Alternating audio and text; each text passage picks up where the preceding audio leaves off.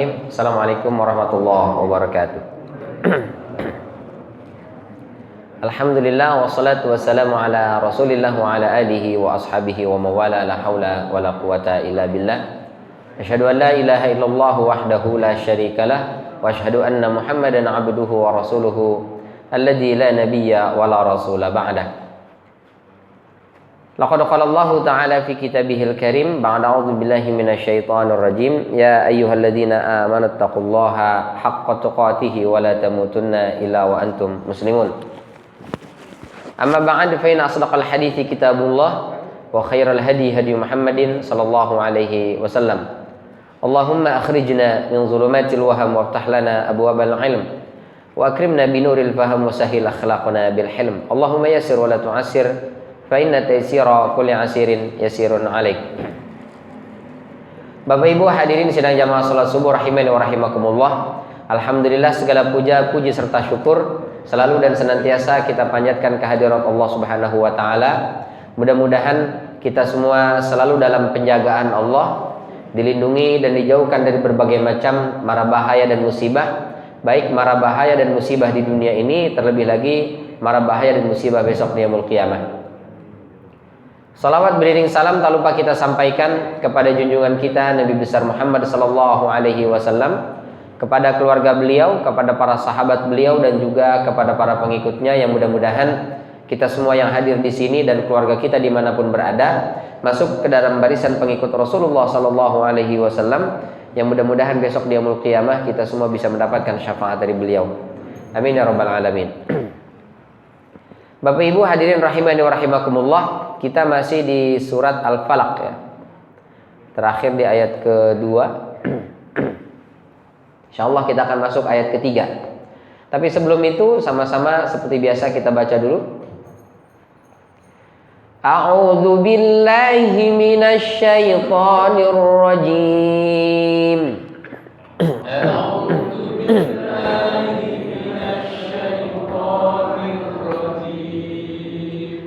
Bismillahirrahmanirrahim. Bismillahirrahmanirrahim.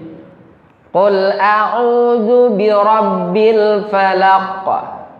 Qul a'udzu birabbil falaq. Min syarri ma khalaq. Jadi cara bacanya syarri, ri-nya ini kita bacanya tarqiq tipis. Jadi enggak dibaca tebal ya. Bibirnya enggak usah dimajuin. Karena ada sebagian kita membacanya tafkhim dan tarqiq di waktu yang bersamaan. Jadi dibacanya min syarri, syarri. Nah, itu keliru. Mestinya min syarri. Bibirnya enggak perlu maju ya. Jadi tafkhim bibir maju, tarakik bibir nggak maju ya.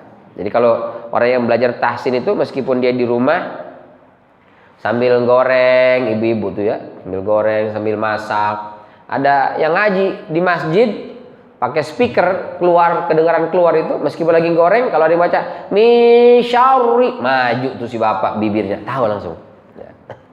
Jadi terdengar ya. Jadi syarri tipis. Wa min syarri ghasiqin idza waqab. Wa min syarri ghasiqin idza waqab. Wa min syarri naffatsati fil 'uqad. Wa min syarri naffatsati fil 'uqad. Wa min syarri hasidin idza hasad. Wa min syarri hasidin idza hasad. Shadaqallahul azim. Nah, itu berkaitan dengan bacaan. Terus dalam selalu kami ulang bahwa dalam bahasa Arab itu tidak ada huruf o. Enggak ada o dia. Dia sebenarnya antara o dengan a. Misalnya apa? Kha, bukan kho, tapi kha. Bukan go, tapi gha. ghasiqin, bukan gosiqin. Nggak ada o. Bukan to, tapi ta. Jadi agak turun ke bawah. Ta, za, gha, qa, kha. Nah, itu antara o dengan a. Dia agak turun ke bawah. Makanya kalau ada orang Indonesia, mohon maaf, misalnya namanya mohon maaf, Pak Joko. Itu nggak ada dalam bahasa Arab Joko. Dia tulisnya jim, wawu, kaf, wawu. Jadi dibacanya juku. Jadi bukan zo sama kof. Kalau Joko itu zo sama kof aja zoko. Nggak ada. Jadi juku dia tulisnya. Karena tidak ada huruf o. Jadi huruf-huruf seperti gha bukan go. Wa min syarri ghasiqin idza waqab. Nah, itu keliru. Mestinya gha waqab. Gitu. Baik, itu berkaitan dengan sedikit bacaan.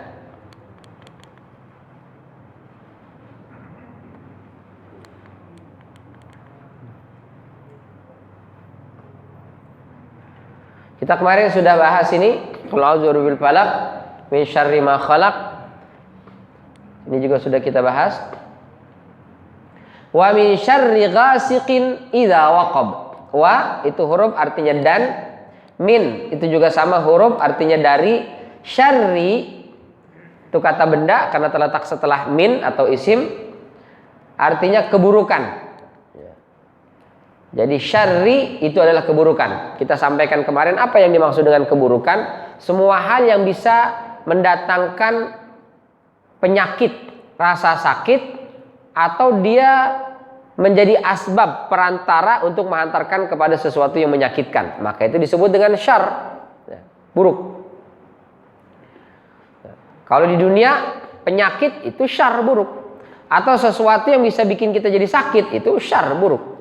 Nah, tidak ada sakit yang sangat menyakitkan melebihi sakitnya siksa di neraka.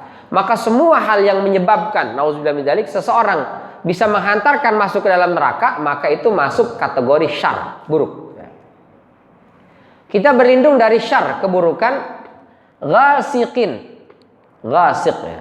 Sebentar, syar itu kita sampaikan kemarin ada makhluk yang Allah ciptakan buruk 100%.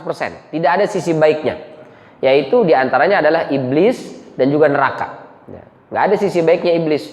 Ya iblis juga biar gitu-gitu ada baiknya juga lah. Nggak ada. Iblis itu buruk semuanya. Ya. Maka tidak boleh kita memihak, membela iblis.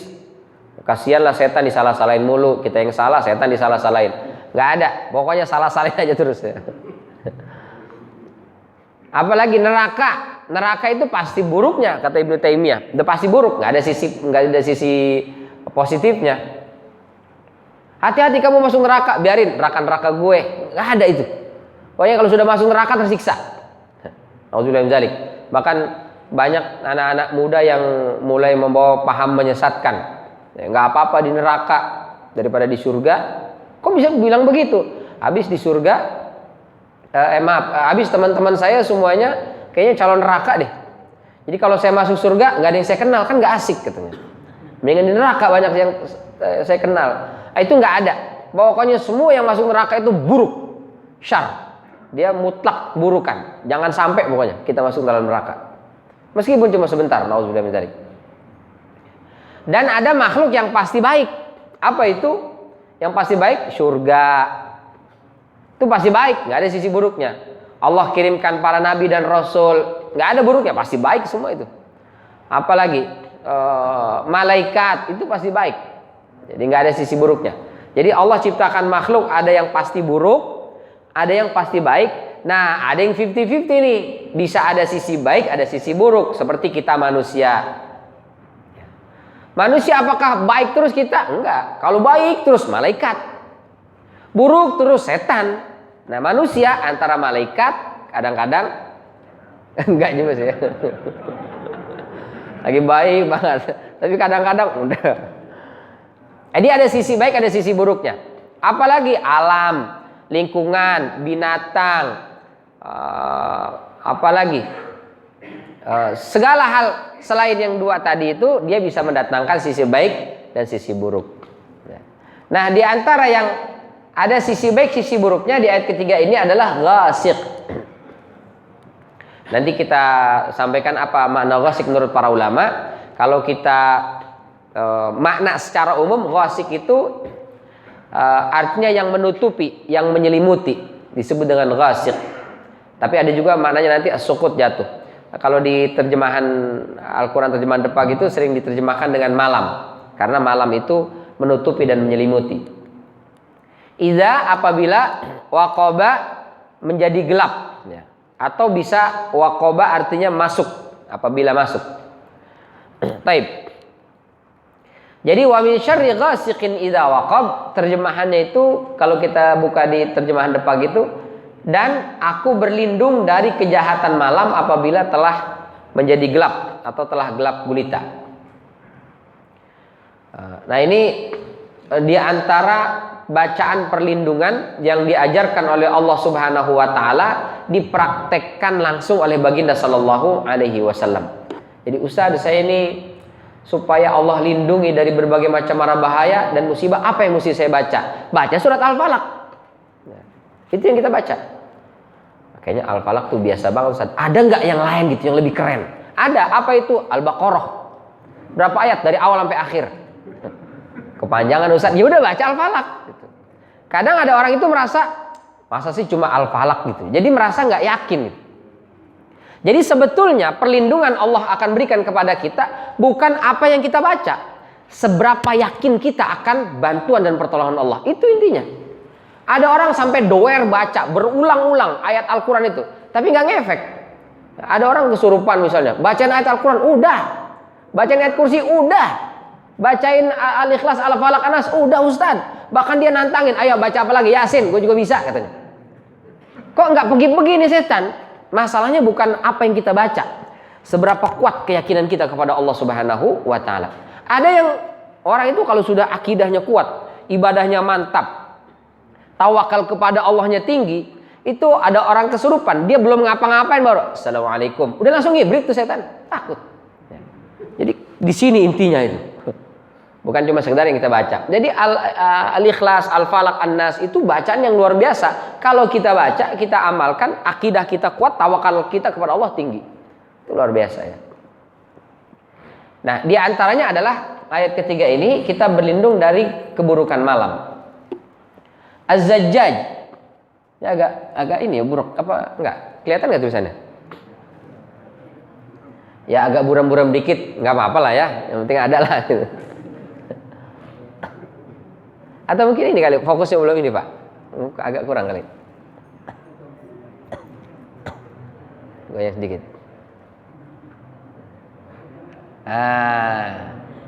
Lebih jelas sedikit. Meskipun yang di belakang tetap nggak kelihatan Ustaz. Berarti faktornya bukan di sini, sini. Faktor U lah ya. Nggak apa-apa kita bacakan. Jadi kata Az-Zajjaj, sebagaimana dikutip oleh Ar-Razi dalam Mafatihul Ghaib. Ini nama kitabnya Mafatihul Ghaib, kitab tafsir yang ditulis oleh Fakhruddin Ar-Razi. Saya kutip di situ, Az-Zajjaj mengatakan secara bahasa ghasiq itu artinya barid, dingin. Ya. Jadi ghasiq secara bahasa artinya sesuatu yang dingin. Nah, kenapa malam disebut ghasiq? Karena kondisi malam itu lebih dingin dibandingkan siang hari, maka disebut ghasiq. Ya. Nah, itu secara bahasa. Jadi ghasiq bisa bermakna barid, nah, dingin. Maka kalau sudah masuk malam hari, nah itu cuaca, keadaan, kondisi lebih dingin dibandingkan siang hari. Sementara Al-Mawardi dalam kitab An-Nukat wal Uyun, ini kalau kita mau baca tafsir yang isinya komparasi, perbandingan pendapat para ulama, mulai dari kalangan sahabat, tabi'in atau tabi'ut tabi'in tentang sebuah ayat atau makna dari ayat atau makna dari satu kata dalam sebuah ayat. Nah, itu yang paling sering kami rekomendasikan adalah tafsirnya Al-Mawardi, yaitu nama tafsirnya An-Nukat wal Uyun. Pertama, dalam salah satu riwayat Abu Hurairah, maknanya adalah salah satu bintang As-Suraya. Jadi ghasiq itu bintang, waqab jatuh. Jadi kalau bintang itu jatuh atau bintang itu muncul, itu ada keburukan di situ. Sampai Rasul Shallallahu Alaihi Wasallam pernah menyampaikan ke Aisyah kalau tidak salah, ta'awwadzi, berlindunglah kepada Allah Subhanahu Wa Taala. Kenapa ya Rasul? Fa innahu ghasiqin idza waqab. Rasul menunjuk kepada bintang itu karena inilah yang dimaksud dengan ghasiq apabila dia waqab. Jadi kalau sudah muncul terang, itu menurut kepercayaan masyarakat Arab ketika itu terjadi bencana, musibah, malapetaka, bahkan bisa terjadi wabah atau taun. Ya. Wabah, terjadi banyak penyakit. Tapi kalau dia sudah hilang bintang itu, maka hilang juga berbagai macam penyakit. Tapi ini Allah alam, kami belum menemukan penelitian secara lebih serius ya. Karena boleh jadi itu bagian dari khurafat ya. Sama seperti di masyarakat kita juga, ini sudah masuk bulan ini nih, hari ini nih, itu banyak wabah, banyak penyakit, hati-hati berlindung kepada Allah. Nah itu tidak boleh kita meyakini begitu ya. Karena semua makhluk Allah Subhanahu Wa Taala ada sisi positif, ada sisi negatifnya tadi. Dan tidak ada sesuatu yang bisa mendatangkan keburukan kecuali dengan izin Allah. Jadi kita berlindungnya kepada Allah Subhanahu Wa Taala. Sementara Atiyah mengatakan ghasiqin idza waqab itu adalah awal malam. Jadi keburukan itu adanya di awal malam. Ya. Jadi malam apabila telah dakhala, apabila waqaba itu maknanya dakhala, masuk. Jadi wa min syarri ghasiqin, dan aku berlindung dari keburukan malam idza dakhala, apabila dia masuk. Itu nanti kita sampaikan hadisnya. Malam hari itu yang sering terjadi banyak keburukan itu di mananya? Di awalnya, di tengah-tengah malam, atau di akhir malam. Nah kata Atiyah itu awal malam. Jadi lepas maghrib, jadi start malam itu kan dari maghrib menjelang ke isya, itu di situ banyak sekali keburukan-keburukan karena setan akan melepaskan anak-anak buahnya itu seperti melesatnya anak panah dari busur. Itu karenanya Rasul Shallallahu Alaihi Wasallam perintahkan kepada kita, tahan anak-anakmu jangan berkeliaran antara maghrib dengan isya. Ya. Itu hadis Pak, Rasul Shallallahu Alaihi Wasallam menyampaikan. Orang tua kita dulu nggak tahu, nggak hafal hadisnya. Dia bilang, nah jangan keluyuran habis maghrib. Kenapa Pak? Nanti dibawa gondol wewe. Apa nih? Gondol wewe ya? Kalong wewe. Oh kalong wewe. Ini rawa kalong. Nah itu ada hubungannya nggak ya itu mudah-mudahan. Ya, kolong wewe atau kalong wewe apalah namanya itu. Itu sebetulnya awalnya memang dari hadis. Jadi nggak ada dibilang, bapak percaya khurafat, nggak ada. Justru Rasul Sallallahu Alaihi Wasallam yang menyampaikan kepada kita, tahan anak-anakmu kalau di waktu maghrib itu jangan keluyuran, ya, jangan kemana-mana, tahan. Nanti kalau sudah lewat isya, nggak apa-apalah itu. Ya.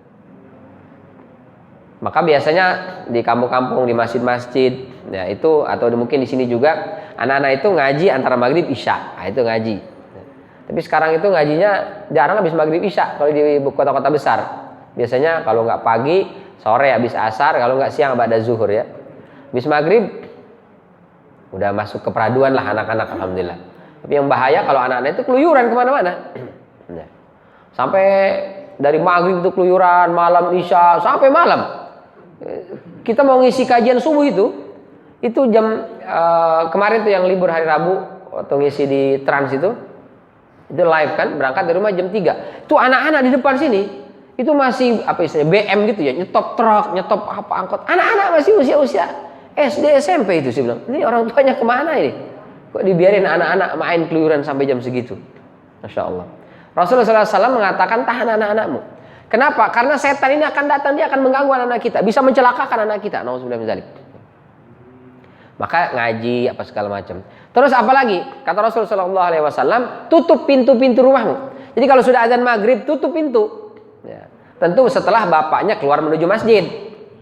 Jangan, kenapa kok bapak nggak ke masjid? Kata Ustaz suruh tutup pintu. Gimana saya keluar Ustaz? Nah, itu alasan ya.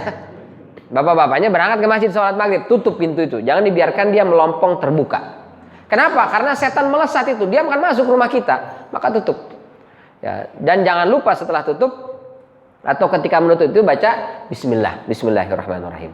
Kata Rasulullah, setan tidak bisa membuka pintu yang ditutup, nggak bisa dia.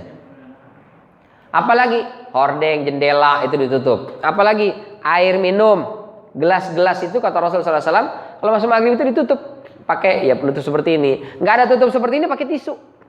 Ya. Jangan sampai ada gelas yang posisi terbuka, ada isinya lalu posisi terbuka. Nah itu setan bisa akan minum, tutup.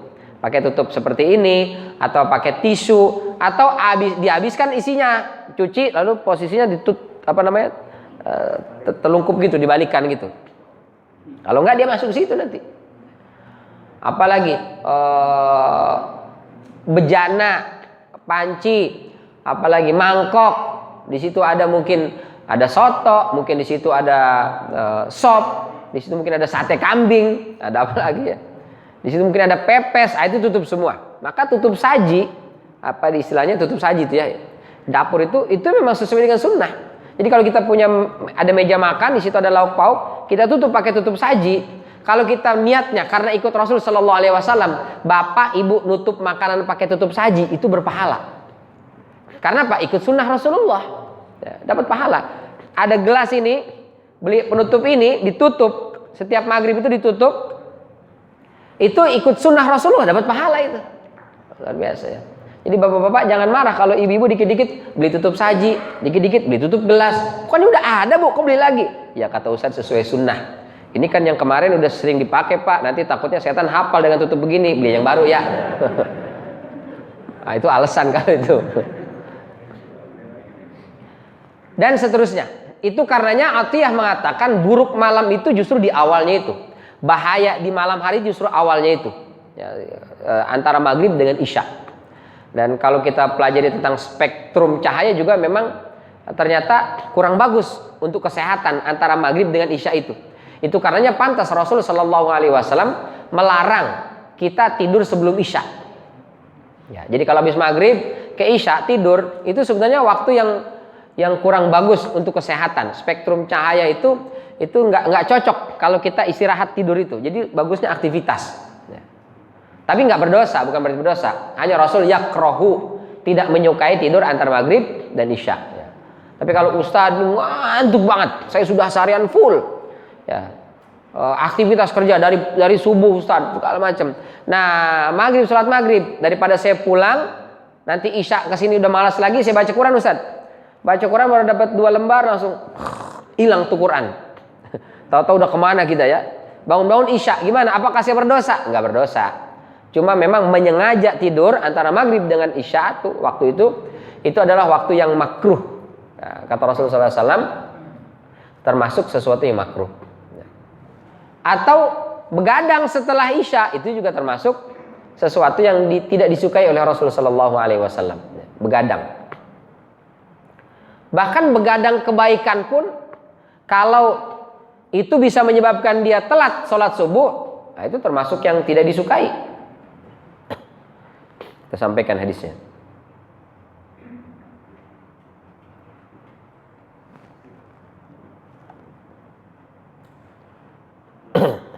Ini larangannya ya, tidur sebelum isya dan begadang setelah isya.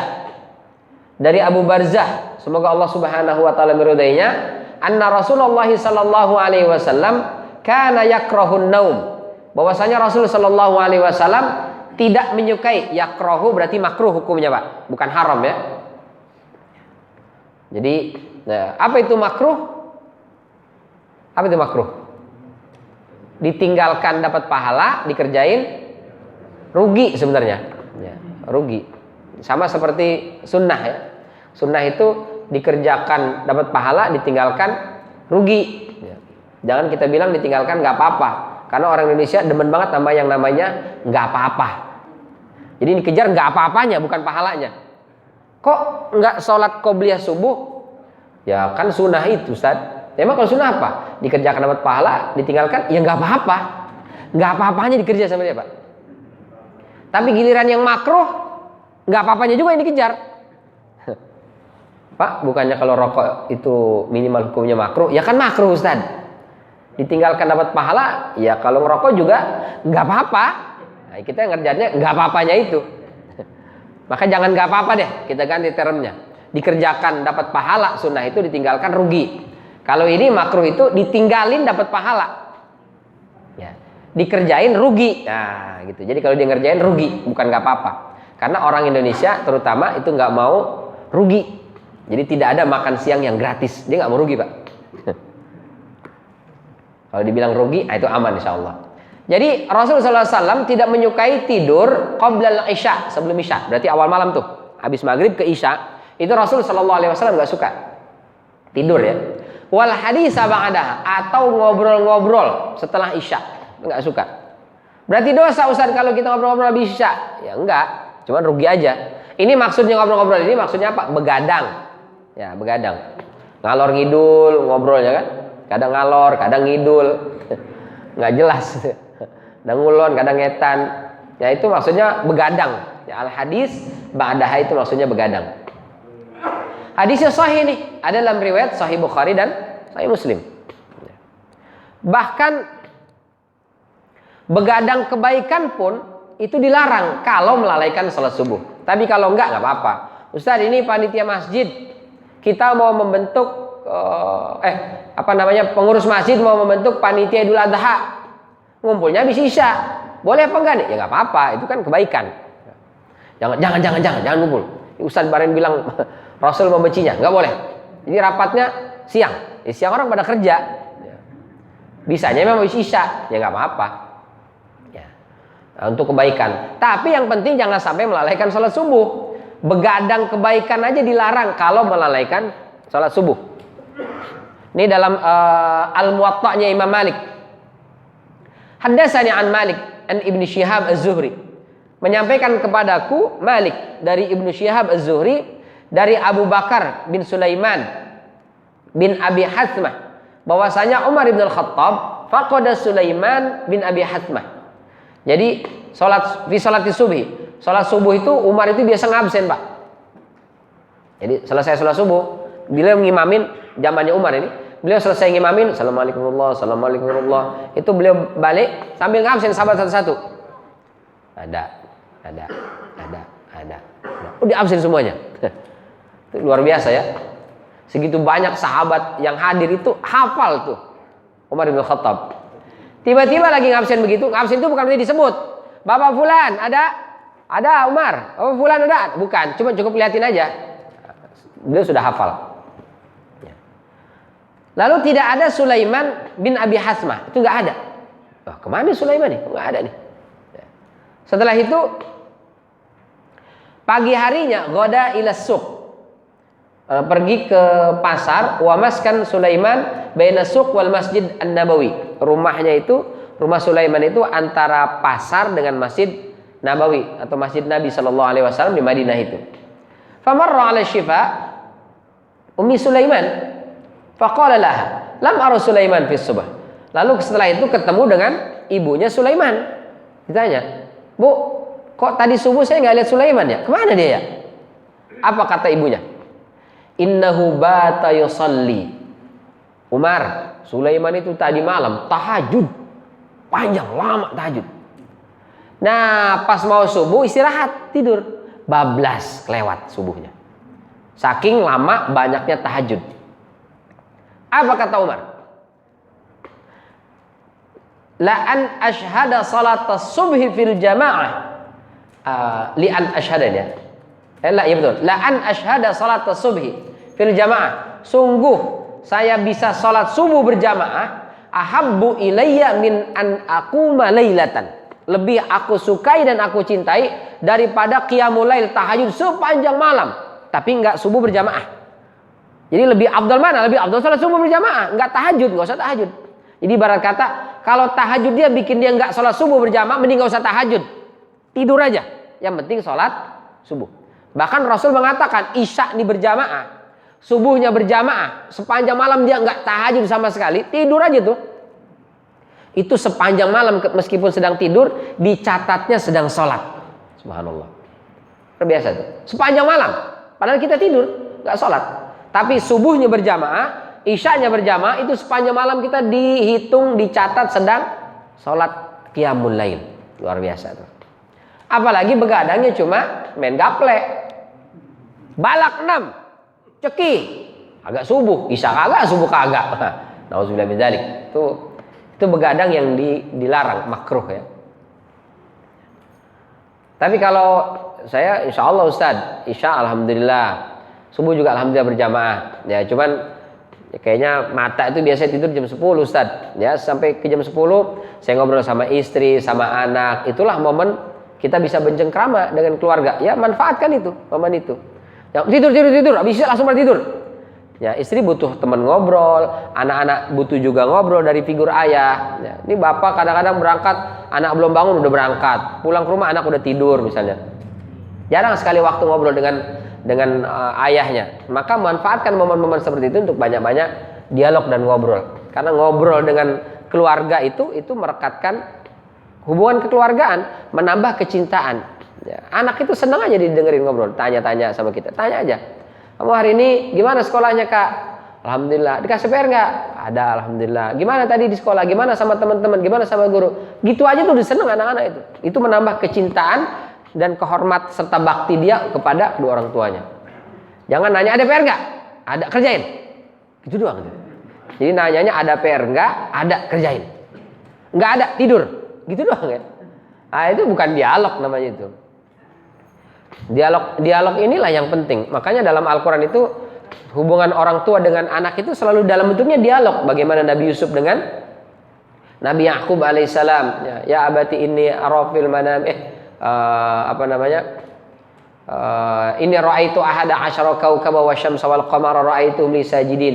Wahai ayahku, aku melihat ada 11 bintang itu semuanya tunduk dan sujud kepadaku. Ini apa maknanya? Dikasih tahu ayahnya, itu nanti saudara-saudaramu akan hormat kepadamu dan seterusnya. Tapi kamu jangan ceritakan ya. Itu dialog. Ini bahasa kanak-kanak nih. Dan dialog ini itu yang menjadikan pembentukan karakternya Yusuf alaihissalam. Maka begitu Nabi Yusuf alaihissalam dibuang ke sumur, setelah itu dibawa ke Mesir dari Yerusalem, Palestina, pindah ke Mesir, di Mesir diperjualbelikan, tumbuh besar jadi seorang pemuda, diajak berzina oleh Zulaikha, itu beliau menolak. Karena apa? Diperlihatkan oleh Allah Subhanahu wa taala burhana rabbih. Di antara tafsir, apa yang dimaksud dengan burhana rabbih? Itu terbayang dan terngiang-ngiang nasihat petuah bapaknya dulu waktu masih kecil itu. Ingat terus petuah bapaknya, sehingga saya nggak mau berzina lah. Padahal di kampung orang bapaknya nggak ada, saudaranya nggak ada. Tapi dia nggak melakukan itu. Kenapa? Ingat petuah bapaknya dulu tuh waktu kecil. Subhanallah. Jadi mungkin dialog sederhana kita. Nah, nanti kamu kalau sudah besar mau jadi apa? Aku mau jadi pilot. Aku mau jadi dokter. Aku mau jadi presiden. Alhamdulillah, terserah kamu mau jadi apa nak. Bapak cuma pesan satu aja. Jadi apapun profesi kamu, tolong jujur ya nak. Jangan pernah kau ambil yang bukan hakmu. Sepeser pun jangan kau ambil ya nak. Itu terus kita sampaikan. Itu akan terngiang-ngiang masuk ke dalam sini dia. Sehingga apapun profesi dia kemudian, dia tidak mau mengambil yang bukan haknya. Kenapa? Terngiang-ngiang dulu pesan bapak saya dulu. Kalau mau tidur bapak saya selalu pesan gitu. Nah dimanapun kamu berada tolong jaga sholatnya. Jangan kamu tinggalkan. Itu kita tanamkan dalam surat Al-Maidah ya, 105. Ya ayyuhalladzina amanu alaikum anfusakum. Wahai orang-orang beriman, kalau saya menerjemahkannya, tanamkan karakter keimanan dalam diri kalian. Karena kalau sudah itu tertanam, la yadurrukum man dhalla idza tadaitum. Nanti kalau anak itu sudah lepas dia kemana dia, pergaulan serusak apapun lingkungan dan pergaulannya itu, la yadurrukum man dhalla idza tadaitum. Serusak apapun lingkungan dan kawan-kawannya itu tidak akan berpengaruh buruk terhadap anak ini. Kenapa? Karena dia sudah terbentuk, karakternya bagus. Dari mana dibentuknya? Ngobrol tadi. Jadi boleh kita manfaatkan untuk menanamkan karakter-karakter kebaikan tadi. Baik.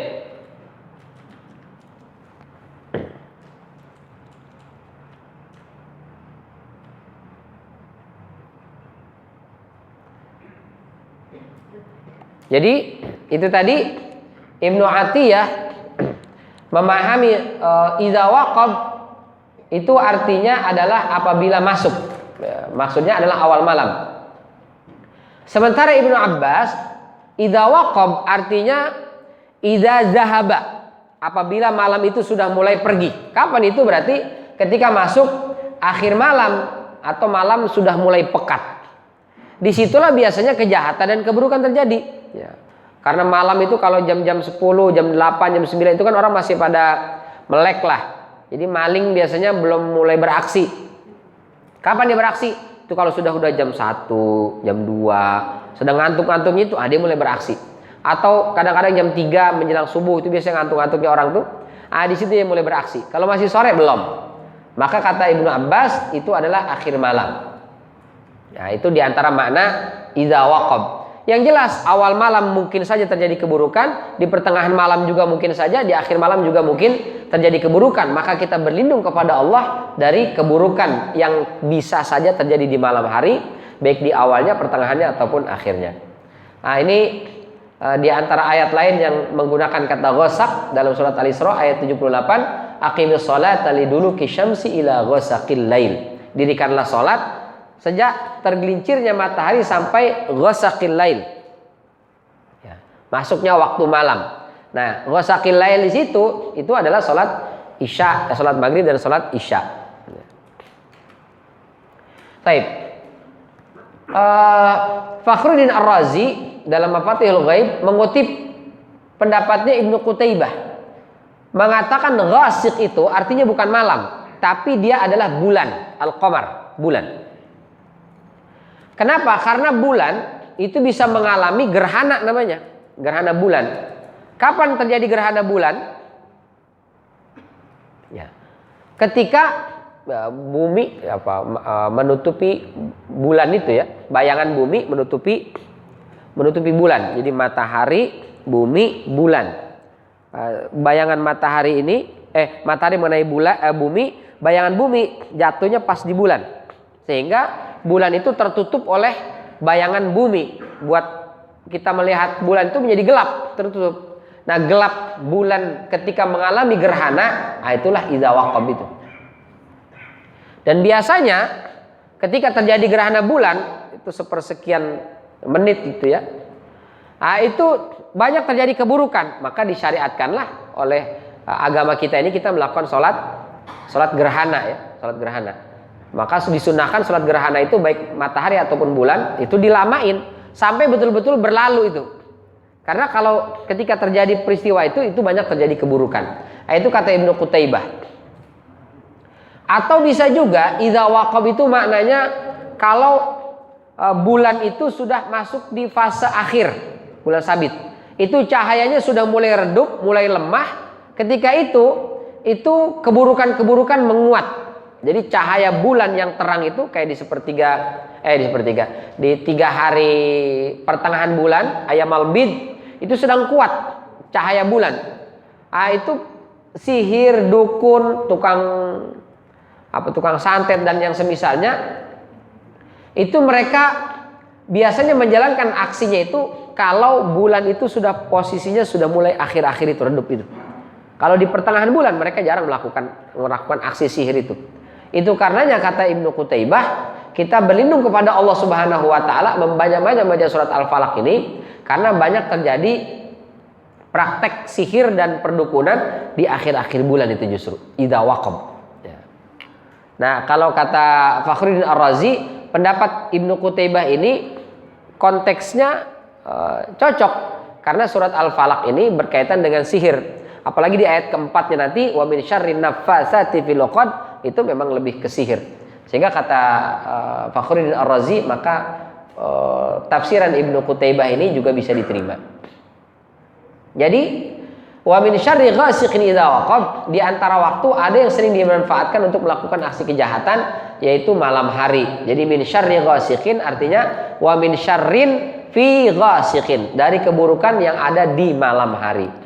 Taib, apa keburukan di malam hari itu? Pertama tadi, karena makhluk jahat berkeliaran, yaitu diantaranya setan. Ini hadisnya ya. Sahih hadisnya riwayat Bukhari dan Muslim. Idza kana junhul laili aw amsaitum, apabila masuk waktu malam atau di sore hari ini, dari masuk maghrib ke isya tadi itu, fakuffu sibyanakum, tahan anak-anak kalian. Jangan disuruh main. Jangan disuruh keluar. Kalau dia mau pergi, tahan dulu. sampai isya baru berangkat. Fa inna syayatin, karena sesungguhnya setan-setan itu tantasyiru hina idzin, menyebar di waktu awal malam itu. Fa idza dhahaba sa'atu minal lail, kalau sudah 1 jaman lah ya, berarti sudah sampai isya tuh. Itu baru enggak apa-apa. Fa khalluhum, kalau dia mau main ya silakan enggak apa-apa, mau keluar enggak apa-apa. Setelah itu apa lagi? Fa aghliqul abwab wadhkuru smallah. Jangan lupa tutuplah pintu-pintu kalau maghrib itu, dan jangan lupa baca bismillah.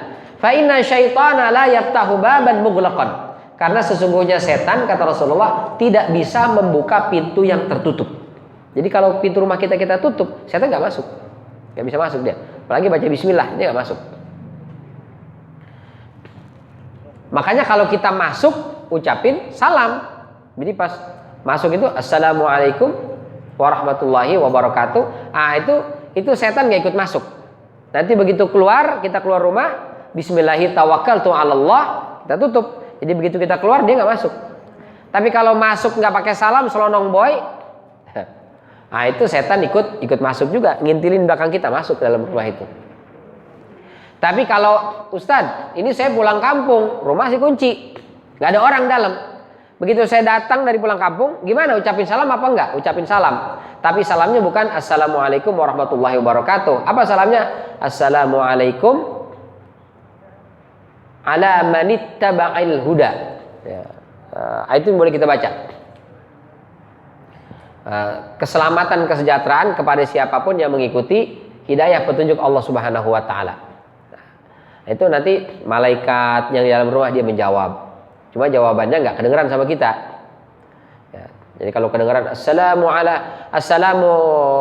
ala manittaba'al huda, jadi ucapkan waalaikumsalam. Siapa dalam rumah nih? Nah, kabur kita, takut. Jadi cukup kita baca itu aja, dan itu masuk. Jadi meskipun rumah itu kosong, tetap kita ucapkan salam. Karena dengan ucap salam itu, setan nggak bisa masuk deh. Apalagi? Wa auku qirabakum. Tutup jendela-jendela, atau kalau dulu orang dulu itu ada punya tempayan ya buat nyimpan beras itu, atau nyimpan air, itu juga ditutup. Ya, kalau sekarang mungkin kalau air tinggal pencet. Beras nih, biasanya kan beras itu ditaruh di ember, atau ada tempat khusus buat naruh beras itu ditutup. Nah, setan akan masuk juga ke sana. Termasuk apa sekarang? Tempat sampah. Biasanya kita punya tempat sampah di luar, di dalam pun ada tempat sampah. Ya. Itu tutup tuh, jangan sampai dibiarkan tempat sampah terbuka. Dan kalau bisa, kalau ada sampah itu adalah diantaranya tulang belulang, itu sebaiknya dibungkus plastik, taruh di luar aja, jangan taruh di dalam. Kenapa? Karena tulang belulang itu kata Rasulullah Shallallahu Alaihi Wasallam, min ta'ami ikhwanikum, merupakan makanannya setan. Jadi kalau habis makan sop iga misalnya, tulang-tulang itu, sop buntut, atau apa lagi, kepala kakap, kan ada tulangnya tuh, itu dibuang. Usahakan jangan taruh di dalam, Pak. Buang itu taruh keluar. Ibu-ibu jangan lupa tuh, jangan taruh sampah tulang itu jangan taruh di dalam. Bilang, Pak, ini ada tulang, kata bos saya jangan taruh dalam, taruh luar. Kenapa memangnya? Karena ini makanannya setan. Jadi kalau kita taruh di tempat sampah di dapur itu, setan akan datang ke situ, dia makan di situ. Enggak usah sampai pagi masih utuh, ya dia makan nggak dikerauk-kerauk habis begitu. Itu kucing kalau yang sampai habis. Ya, kalau setan itu dia makan aja di situ. Jadi tulang itu adalah makanannya setan. Itu karenanya dilarang kita itu istinja, cebok menggunakan tulang. Jadi dulu itu kan air agak kurang kalau di Arab sana. Jadi cebok pakai batu boleh, pakai batu. Pakai dahan pohon itu, batang pohon boleh. Ya. Asal jangan pakai daun yang gatel. Kalau daun yang gatel bahaya ya. Zaman dulu di daun boleh. Tapi Rasul melarang menggunakan tulang. Lalu sahabat bertanya, kenapa Rasul nggak boleh pakai tulang kita istinja itu? Karena tulang itu min ta'ami ikhwanikum, merupakan makanannya saudara kalian. Siapa dia maksudnya? Maksudnya adalah makanannya jin atau setan itu. Ya. Lihat akhlak agama kita ya. Ya. Makanan setan itu jangan dipakai untuk cebok. Mohon maaf. Kenapa? Jangan sampai nanti setan begitu makan, kok bau apa nih? kayak familiar begini baunya ya. Tuh Islam tuh akhlaknya luar biasa ya. Sampai ke setan pun kita diajarkan beradab, berakhlak. Ya, Masya Allah. Jadi kalau ada bekas-bekas tulang itu jangan disimpan di tempat sampah di dapur. Nanti jadi makanannya setan. Taruhlah di luar. Ya. Mungkin kalau sampah-sampah plastik yang lain itu masih nggak apa-apa lah ya. Nah, Ustaz ini cuma sedikit kok nggak apa-apa. Tapi kalau ada tulang itu taruh di luar. Ustaz aman. Meskipun makan kepala kakap tapi tulangnya udah lunak. Ustaz. Makan bebek tulangnya juga lunak. Kami makan ke tulang-tulangnya. Nah itu aman. Jangankan setan, kucing aja nggak kebagian itu dah. Kucing lihat, beli ikan nih, bandeng nih, nunggu-nungguin dia. Kok habis buntutnya habis, presto dia, tulang lunak. Jadi tutup. Apalagi wa khamiru aniyatakum. Ini juga sama, bejana, tempayan segala macam. Dan jangan lupa baca bismillah. Wa atfi'u masabihakum. Matikan lampu-lampu rumah kalian. Jadi kalau tidur, itu sunnahnya dimatikan lampu. Itu sunnah ya. Tapi Ustaz, saya kalau mati lampu malah serem, nggak bisa tidur, takut Ustaz. Saya tetap hidupkan bagaimana? Ya nggak berdosa juga gitu. Cuma sunnahnya dimatikan tuh lampu. Itu yang pertama, makhluk Allah yang jahat, yang berkelihatan di malam hari adalah setan, sehingga kita berlindung kepada Allah. Yang kedua binatang buas. Ini binatang buas kalau di daerah-daerah mungkin masih ya. Kalau di kita di sini mah enggak lah kayaknya. Masih ada binatang buas enggak lah. Insya Allah enggak. Ya paling binatang yang berbahaya ya kayak ya curut, tikus, apalagi kecoa, mungkin kelabang, itu juga bisa berbahaya. Kita kan ketika tidur itu kita nggak berdaya. Jangankan maling, jangankan rampok, semut aja tuh kalau mau masuk ke telinga kita, masuk ke dalam baju kita nggak tahu. Ya. Bahkan kemarin itu sempat heboh di Witana Harja itu, jadi di kasur itu ada bunyi kresek di dalam itu. Bingung apa nih? Begitu dibuka ternyata ular di dalam kasur itu. Nggak tahu dari mana masuknya, mungkin masuknya masih kecil, lama-lama jadi gede, jadi besar di situ. Ya Allah, sampai ngeri itu. Padahal dia bilang kita sering sebenarnya dengar kresek-kresek itu, bukan baru pertama kali. Cuman udahlah, mungkin apalah gitu. Rupanya di dalamnya itu, karena dia ada per-pernya itu ya, di antara sela-sela itu ular di situ dan besar bentuknya. Ya Allah. Coba siapa yang menjaga kita ketika tidur? Siapa yang menyelamatkan kita? Kalau bukan Allah Subhanahu wa taala. Maka jangan lupa kita meminta perlindungan dari Allah. Yang ketiga adalah karena banyaknya makhluk jahat yang berkeliaran seperti manusia pencuri atau manusia jahat.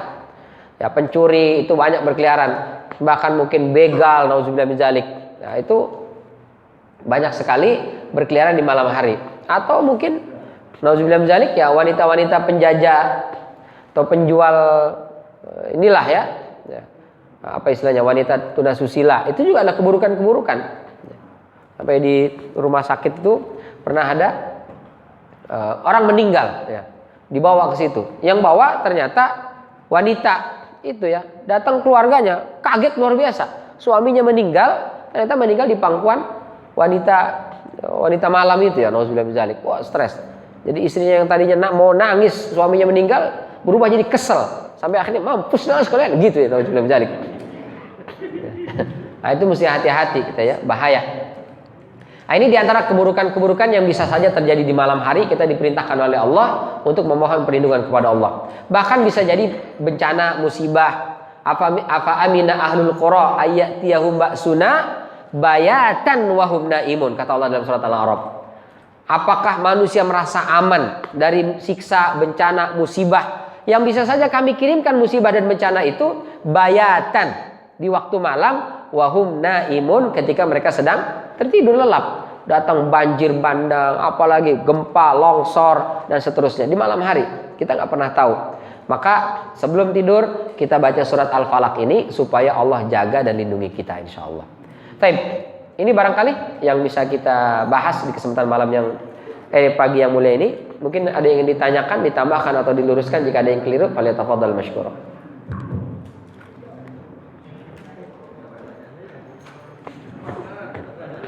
Ya. Ada yang bertanya?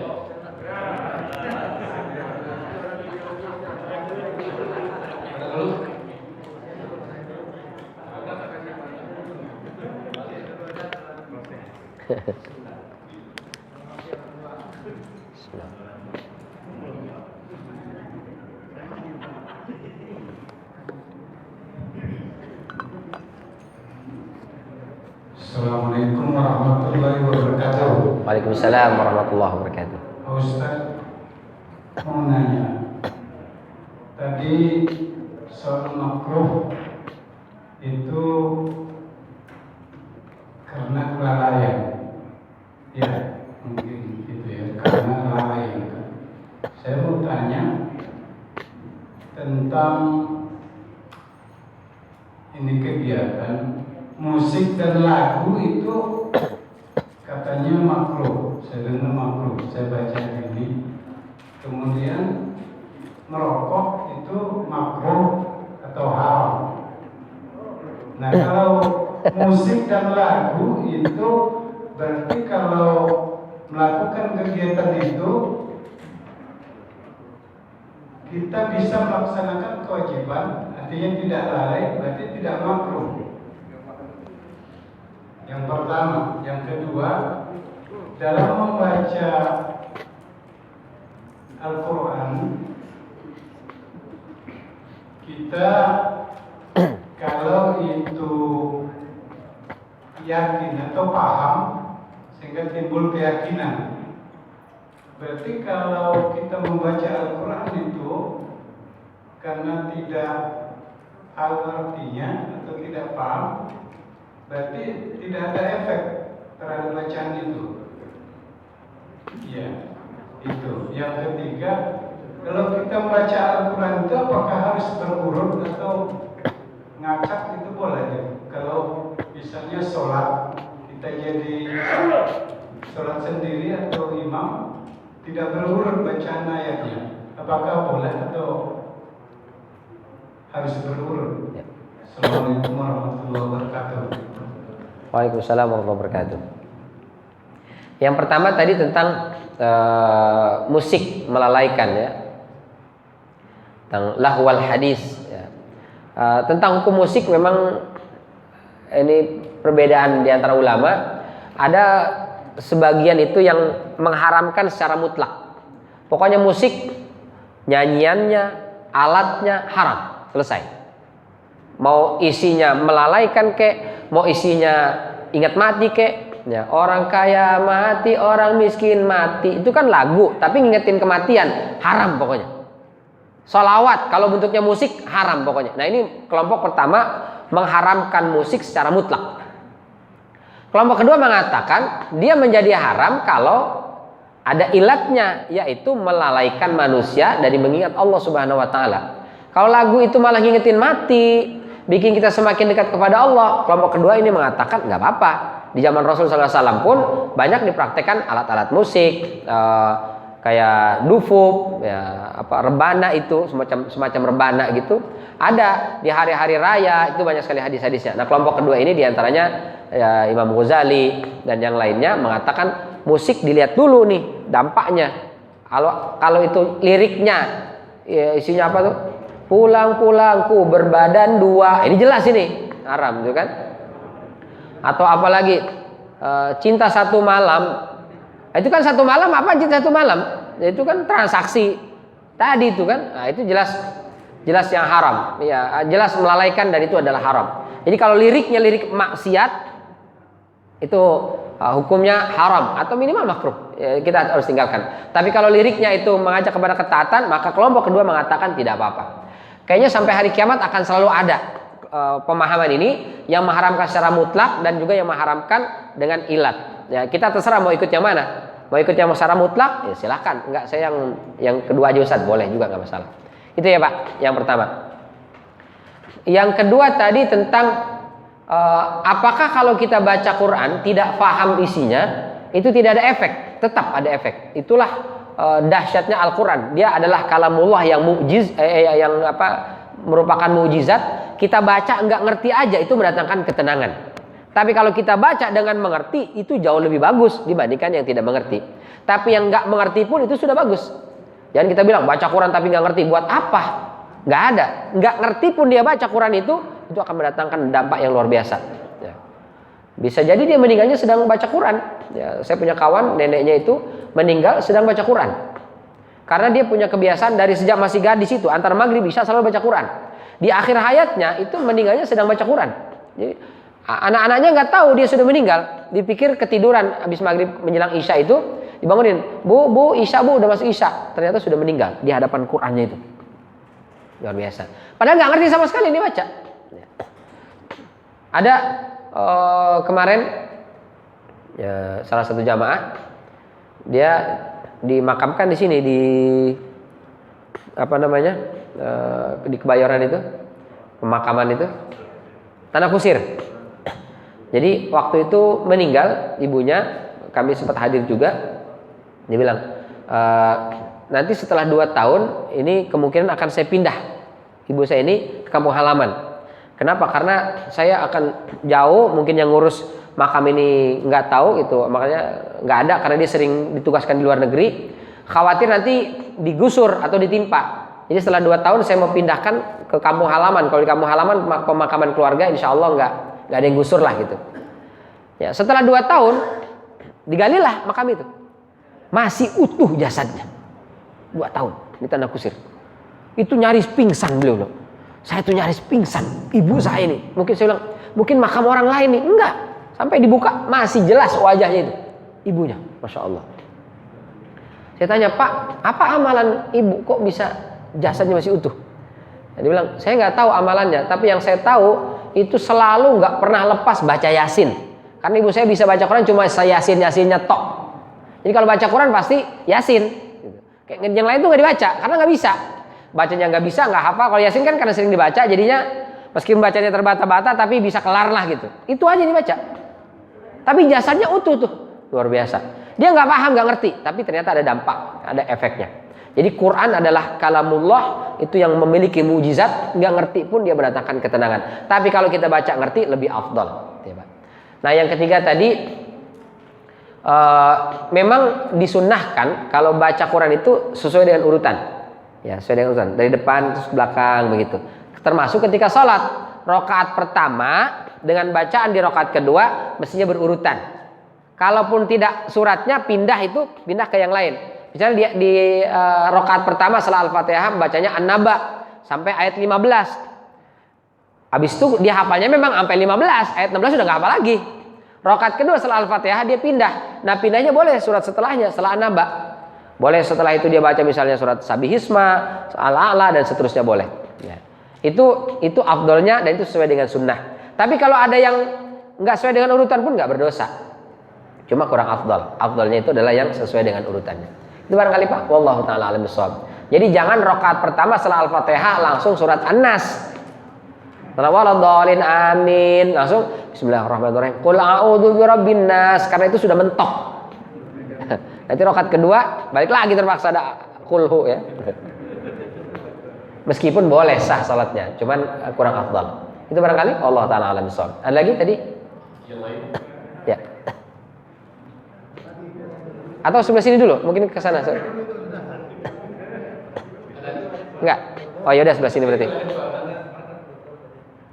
Umahan mungkin Ibunda ada yang ditanyakan? Cukup. Dia bahan terakhir mana nih? Assalamualaikum warahmatullahi wabarakatuh. Waalaikumsalam warahmatullahi wabarakatuh. Tadi Ustaz jelaskan bahwa setan itu pasti buruk aja gitu. Padahal katanya Allah menciptakan makhluk itu kan ada manfaatnya. Nah saya pikir-pikir setan itu kan manfaatnya banyak ya. Ya. Ada setan ada kejahatan. Kejahatan itu ada jaksa, ada hakim, ada polisi, ada pagar, ada kunci, ya Pak, ada polisi, banyak manfaatnya itu. Gimana Ustaz? Tolong jelaskan. Ya. Jadi yang dimaksud oleh Ibnu Taimiyah tadi pasti buruknya itu pada makhluk itunya, bukan hikmahnya. Sementara yang kita sebutkan tadi, Bapak sebutkan tadi, sisi baik, hikmah yang kita ambil, bukan di setannya yang ada baiknya.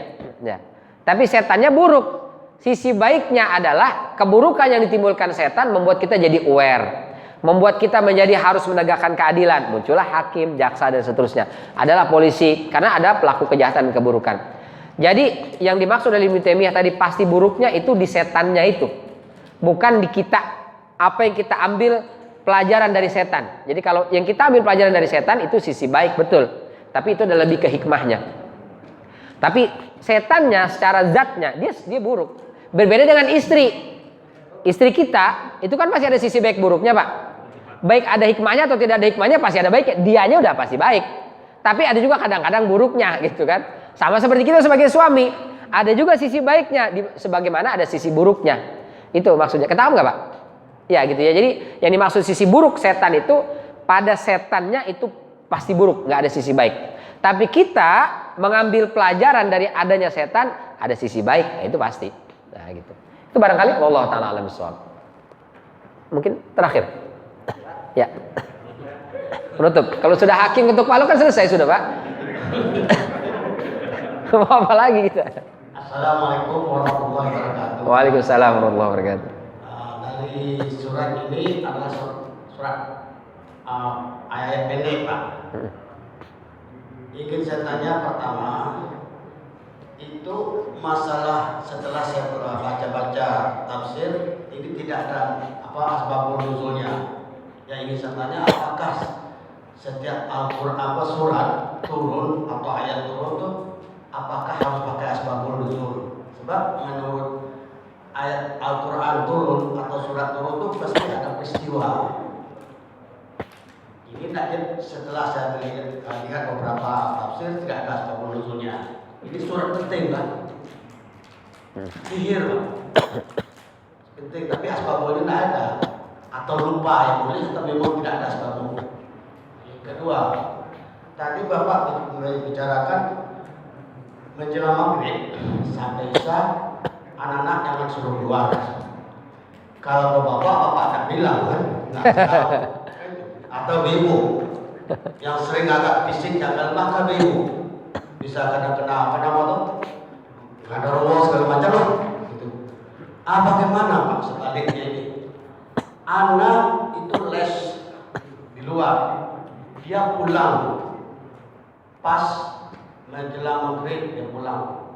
Itu bagaimana tindakan kita? Ada kaitan tak dengan itu jangan keluar menjelang maghrib dan isya. Mungkin itu pertanyaan waktu singkat tak boleh. Ya. Taib. Pertama tadi tentang sabab nuzul. Jadi ada Imam As-Suyuti menulis kitab Lubabun Nuqul fi Asbabin Nuzul. Itu kitabnya tipis aja tuh. Itu menjelaskan asbabun nuzul dari semua ayat dan surat dalam Al-Quran. Al-Quran yang 30 juz itu sabab nuzulnya cuma segini aja, tipis. Lubabun Nuqul. Menunjukkan apa? Berarti ada surat, ada ayat yang turun tanpa sabab nuzul. Jadi tidak semua ayat dan surat itu ada sebab nuzulnya. Ada yang ada yang enggak. Nah, apakah surat Al-Falaq ini ada sebab nuzulnya? Ini ada, kita sampaikan di penjelasan surat An-Nas dulu. Bahwa surat An-Nas dan surat Al-Falaq turunnya sepaket. Berkaitan dengan terkena sihirnya baginda sallallahu alaihi wasallam. Nah, ada 11 ikatan itu di buhul. Jadi ada semacam boneka itu yang isinya adalah rambut Rasulullah diikat di pelepah mayang kurma laki-laki, diikat menggunakan 11 simpul ikatan itu. Jadi satu ikatan dilepas itu baca satu ayat. Dan gabungan antara An-Nas dan Al-Falaq itu kan 11. Nah itu. Jadi ini sebagian ahli tafsir mengatakan itulah diantara sebab nuzulnya. Jadi surat Al-Falaq dengan surat An-Nas satu paket. Satu sebab. Terkena sihirnya baginda sallallahu alaihi wasallam. Terus yang kedua tadi, kenapa yang dilarang anak-anak? Orang tuanya bagaimana? Larangan ini sebenarnya maksudnya keluar main-main. Jadi kalau keluar hanya untuk main-main jangan tahan. Tapi kalau keluarnya untuk aktivitas nggak apa-apa. Keluar ngaji, keluar pergi les, atau mungkin berangkat kerja, atau mungkin pokoknya melakukan aktivitas yang bermanfaat nggak masalah. Tapi yang dimaksud adalah keluar belanja. Termasuk mungkin keluar belanja misalnya, itu dia adalah kebutuhan. Ya. Nggak apa-apa. Mah kok nggak ada, udah malam kok nggak makan? Ya papa larang saya keluar tadi maghrib. Ya udah nggak usah makan sekalian. Nah ini kan repot juga kita Pak. Nah, itu larangannya kalau dia main-main maksudnya, maka dilarang oleh baginda sallallahu alaihi wasallam. Tapi kalau keluarnya melakukan aktivitas yang bermanfaat nggak masalah. Tapi yang masuk boleh Pak. Misalnya. Boleh, nggak masalah, nggak masalah. Dia kan menjelang maghrib dia datang. Nah itu nggak apa-apa. Karena kalau dalam rumah ini kan Kita beraktivitas, melakukan kegiatan-kegiatan, insya Allah tidak diganggu setan. Tapi kalau di luar itu yang bermasalah. Kita pergi keluar itu tadi hanya untuk main-main, nanti setan akan mengganggu, bisa mencelakakan, bisa tanda kesurupan apa segala macam lah, penyakit, nauzubillah min dzalik. Nah, kenapa anak-anak ini dilarang? Kenapa bukan orang dewasa? Karena anak-anak ini cenderung dia belum bisa memprotek dirinya. Berbeda dengan orang dewasa. Orang dewasa sudah bisa mengerti. Ini ada bahaya, ditinggalkan. Karena setan bisa bentuknya setan, bisa bentuknya orang, bisa bentuknya binatang. Kalau anak-anak kan, ya dia mungkin nggak tahu, nggak ngerti. Main aja, masuk kakinya ke got. Nanti ada ular di situ. Ular itu mungkin bisa saja setan. Kalau udah dewasa, dia sudah mengerti mana yang berbahaya, mana yang tidak berbahaya. Ya. Mana yang mendatangkan madarat, mana yang tidak, dia sudah tahu. Sehingga hadis ini ditujukan untuk anak-anak gitu. Itu ya Pak. Tapi kalau bapak-bapak keluar habis maghrib nyari tadi jajanan di luar itu bahaya juga ya. Nauzubillah min dzalik. Ini barangkali yang bisa kita bahas di kesempatan pagi yang mulia ini. Semoga Allah bantu kita memahami syariat agama kita dan kita dibantu bisa menjalankannya dalam kehidupan kita sehari-hari sehingga hidup kita penuh dengan keberkahan dan mudah-mudahan besok di yaumul qiyamah Allah selamatkan kita di yaumul hisab sehingga kita semua ditempatkan di surganya Allah Subhanahu wa taala. Amin ya rabbal alamin. Ini barangkali terima kasih atas segala perhatian. Mohon maaf apabila ada kekeliruan dan kekurangan. Kita tutup dengan hamdalah dan kafaratul majlis. Alhamdulillahirabbil alamin. Subhanakallahumma wa bihamdika asyhadu an la ilaha illa anta astaghfiruka wa atubu ilaik. Wabillahi taufiq wal hidayah. Wassalamualaikum warahmatullahi wabarakatuh.